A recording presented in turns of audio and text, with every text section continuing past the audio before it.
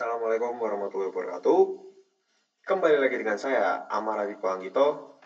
Dan pada kesempatan kali ini kita akan belajar. Kemarin kan waktu sesi pertemuan kemarin kita sudah belajar tentang rangkaian doll starter. Nah, untuk pada kali ini kita akan belajar rangkaian selanjutnya, yaitu rangkaian delta start dan juga motor listrik induksi. Untuk infonya, ini adalah standarisasi dari industri-industri yang sering digunakan. Langsung saja kita akan masuk ke generalisasinya. Oke, mungkin bagi yang belum tahu tentang motor listrik industri, ya itu gampangnya motor listrik. Seperti gambar yang bisa Anda lihat, ini adalah gambar dari motor 3 fasa. Kita next. Dan juga kita mulai dari prinsip kerja motor induksi. Sudah saya rangkum sedemikian rupa. Yang pertama yaitu sumber tegangan AC 3 fasa itu diberikan ke stator. Nah, stator kemudian dari stator akan menghasilkan medan magnet berputar atau rotating magnet field. Kemudian medan magnet berputar ini memotong konduktor rotor sehingga timbul gaya gerak listrik atau kita biasa sebut dengan GGL, induksi pada batang rotor sesuai hukum Faraday. Nah, jadi dari stator kita akan langsung masuk ke rotor. Kemudian karena batang rotor berbentuk rangkaian tertutup atau squirrel cage yang seperti Anda lihat, ini squirrel cage.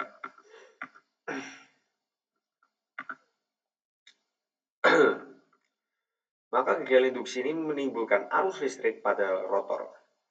Kemudian selanjutnya yaitu interaksi arus rotor dengan medan magnet stator menghasilkan gaya Lorentz yang menimbulkan torsi sehingga rotor pun ikut berputar. Kemudian rotor itu tidak pernah bisa menyamai kecepatan sinkron atau NS. Di sini NS yang dimaksud adalah jumlah lilitan pada medan stator. Selalu ada selisih kecepatan, slip agar induksi tetap terjadi. Nah, dari sini tuh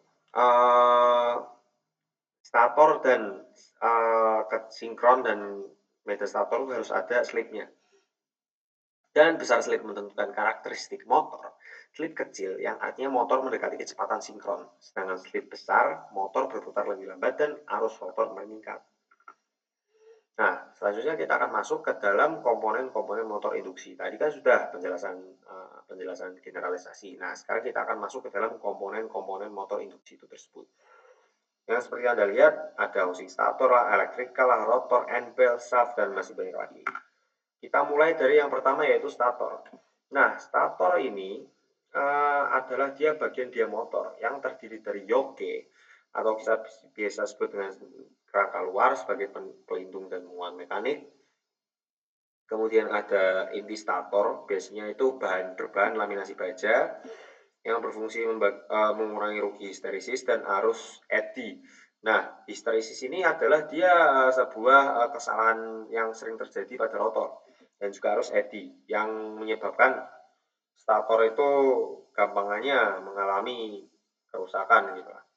Kemudian belitan stator atau kawat tembaga yang berfungsi untuk membentuk medan magnet berputar saat diberi arus AC. Kita lanjut ke dalam rotor. Nah, di sini ini yang seperti sampingnya adalah gambar rotor. Nah, rotor itu adalah bagian berputar motor.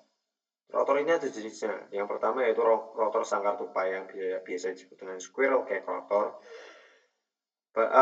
Squirrel cage rotor ini berupa batang konduktor yang dihubungkan ke cincin pada kedua ujungnya.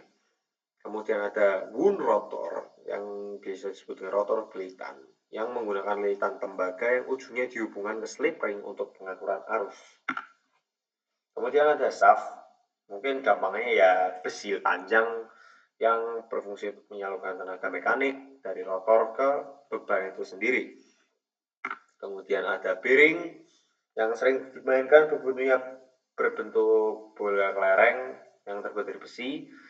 Itu berfungsi untuk menopang poros agar rotor dapat berputar dengan gesekan minimal. Nah, jadi di sini ini bearing itu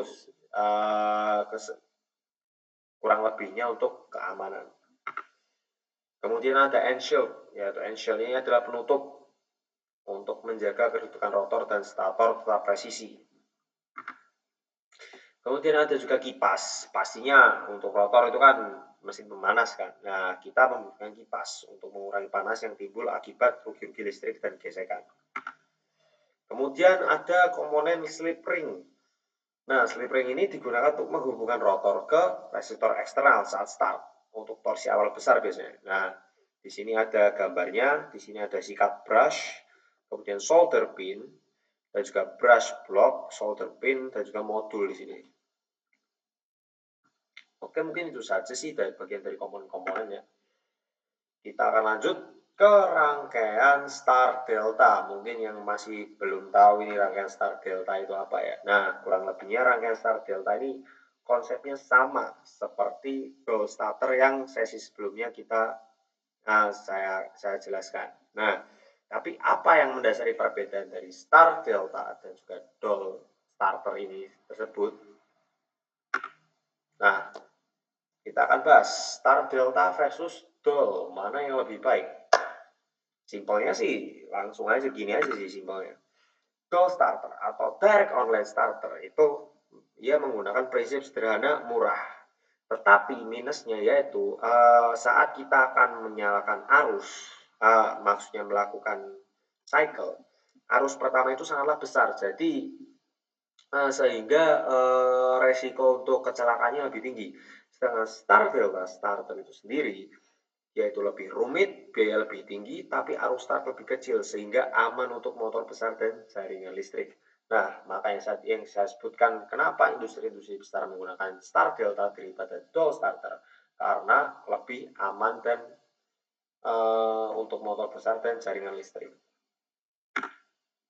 Dan berikut ini adalah sebuah rangkaian sederhana dari delta star atau star delta. Nah, apa yang membedakan jika dual itu hanya menggunakan satu atau dua kontaktor, maka star delta ini menggunakan 3 kontaktor. Nah, seperti yang Anda lihat 1, 2, dan 3. Langsung saja mungkin kita bisa simulasikan biar lebih paham bagaimana sih. Kita langsung saja buka, dari sini saya menggunakan aplikasi CAD eSIMU, dan ini adalah rangkaian yang sudah saya buat tadi. Ya hampir sama kan, nah ini contohnya nih, masih sama. Cuman ya saya hanya menggunakan, ini contoh rangkaiannya. Untuk penjelasannya kita memakai ini apa namanya, thermal dan juga kontaktor di sini. Kemudian ada 3 kontaktor dan juga kemudian ada ini thermal juga. Anda bisa cari di sini magnetotic switch ya, maksudnya switch di sini.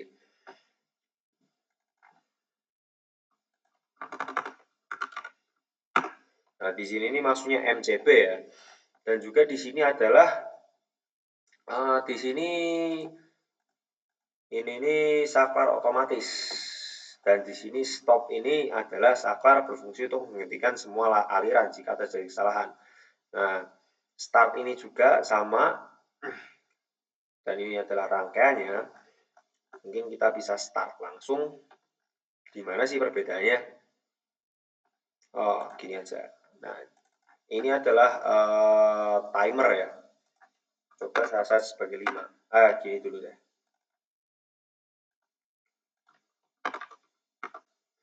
Nah, kita langsung start saja biar paham. Jadi, bagaimana sih alur-alur dari start delta? Yang pertama pastinya kita akan menyalakan dari switch itu sendiri. Nah, jika switch nyala, maka aliran listrik akan melaju ke dalam kontaktor. Kemudian saya nyalakan